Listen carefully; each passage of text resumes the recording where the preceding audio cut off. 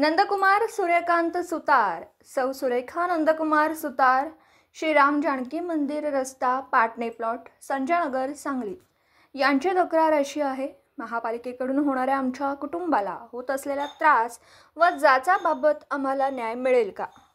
महापालिकेकडून यासाठी आम्ही आज पत्रकार परिषदेमध्ये आमचं म्हणणं मांडलंय की आम्हाला महापालिकेकडून न्याय मिळेल का? जर का आम्हाला महापालिकेकडून न्याय मिळाला नाही तर आम्ही 13 तारखेपासून उपोषण व आंदोलन करण्याशिवाय आमच्याकडे पर्याय नाही, असा इशारा त्यांनी महापालिका प्रशासनाला दिला. Zee news network. सुतार, राहणार संजयनगर सांगली. मी जो प्लॉट घेतला आहे तो 36 बाय 120 स्क्वेअर फुटाचा आहे, पण माझं जे टोटल कंपाऊंड आणि बांधकाम आहे ते 28 फुटामध्ये आहे. मीच माझ्या प्लॉटमधनं 8 फूट एक्स्ट्रा सोडलेलं आहे.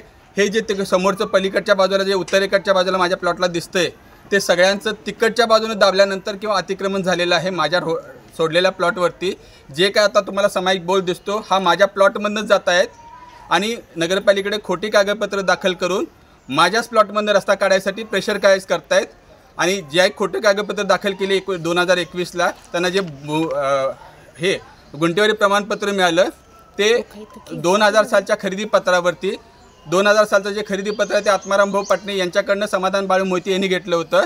समाधान बाळू मोहिते यांचं कागदपत्र जर चेक केली तर व्यवस्थित तो माणूस वारला 1996ला आणि त्याच्याकडनं यांनी 2000 साली खरेदी दस्त करून घेतला, खरेदी पावती करून घेतली आणि त्यावर गुंठेवारी प्रमाणपत्र महापालिका देते.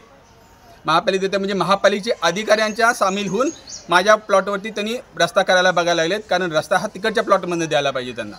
जनतेला वेळ देत नाही आहे भेटायला. आठवड्यातून 2 दिवस जनतेसाठी आहे, बाकीच्या लोकांना तुम्ही वेळ देताय, हे चुकीचं आहे. आणि सुतार साहेबांच्या बाबतीत जो घडत आहे अन्याय, जर सुतार साहेबांच्या फॅमिलीला किंवा कुठल्याही सांगलीच्या जनतेला जर महानगरपालिका असू दे किंवा प्रशासन असू दे यांच्याकडून जर काही जीवाचं बरं वाईट झालं तर शिवसेना गप्प बसणार नाही.